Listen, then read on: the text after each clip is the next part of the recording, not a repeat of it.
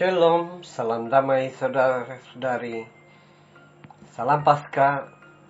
Kita sekalian bertemu lagi hari ini dalam renungan santapan firman Tuhan.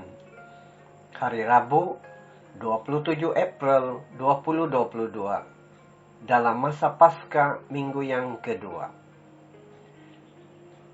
Bacaan firman Tuhan untuk kita renungkan bersama daripada Injil Yohanes bab 3 ayat 16 sampai 21. Mari bersama mendengarkan.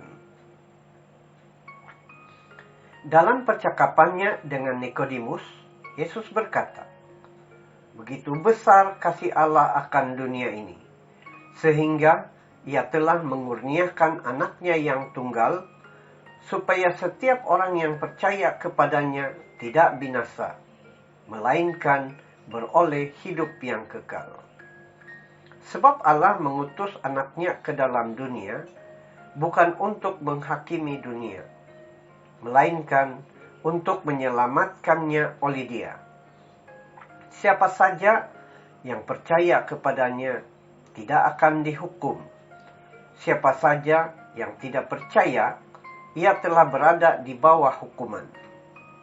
Sebab ia tidak percaya dalam nama Anak Tunggal Allah. Dan inilah hukuman itu. Terang telah datang ke dalam dunia, tapi manusia lebih menyukai kegelapan daripada terang, sebab perbuatan-perbuatan jahat mereka. Sebab siapa saja yang berbuat jahat membenci terang dan tidak datang kepada terang itu, supaya perbuatan-perbuatannya yang jahat itu tidak nampak. Tapi siapa saja yang melakukan yang benar, ia datang kepada terang, supaya menjadi nyata bahwa perbuatan-perbuatannya dilakukan dalam Allah." Demikianlah Injil Tuhan. Terpujilah Kristus. Saudara-saudari, melalui pengalaman hidup kita, selalu akan terucap perkataan kasih pada satu-satu situasi yang mana akan menggambarkan keadaan-keadaan pada masa itu. Sebagai contoh, ucapan kasih oleh pasangan remaja yang sedang bercinta. Ucapan kasih ibu bapa terhadap anak kesayangan mereka. Nah, dalam Injil hari ini sungguh-sungguh menggambarkan kepada kita bagaimana kasih Allah itu kepada ciptaannya.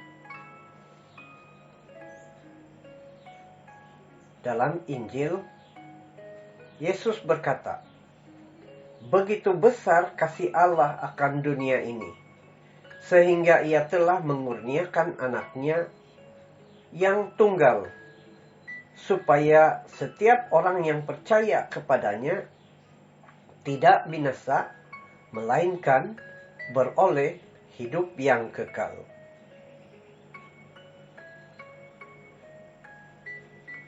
Tanda dari kasih Allah adalah pengorbanan. Dia memberikan kepada kita dirinya sendiri, supaya kita tidak binasa, melainkan mendapat kehidupan yang kekal. Tapi sayangnya, saudara-saudari, karena kita selalu memilih untuk hidup dalam belenggu dosa, hidup dengan menurut keinginan kita sendiri, menolak kasih Allah, menolak Yesus, malah terus meninggalkannya. Banyak orang memilih untuk hidup bebas karena mereka tidak mau terikat pada kehidupan kasih Allah. Hal serupa ini banyak terlihat di sekeliling kita. dosa dan kejahatanlah yang berleluasa sehingga terabainya kebaikan. Saudara-saudari, kita adalah sebahagian dari gereja, yaitu tubuh mistik Kristus. Kita juga sebahagian daripada komuniti orang-orang yang beriman akan Yesus. Maka hidup di dalam Kristus adalah hidup dalam terang kasih Allah. Oleh itu, jika pada suatu ketika kita merasa dipinggirkan, disisi, dan ditolak, maka janganlah kita merasa kecewa, karena Yesus telah lebih dahulu ditolak sehingga disalib.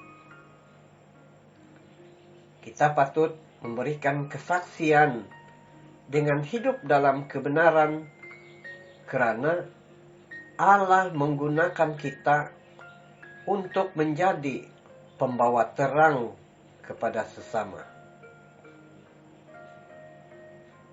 Tuhan Yesus memberkati kita sekalian.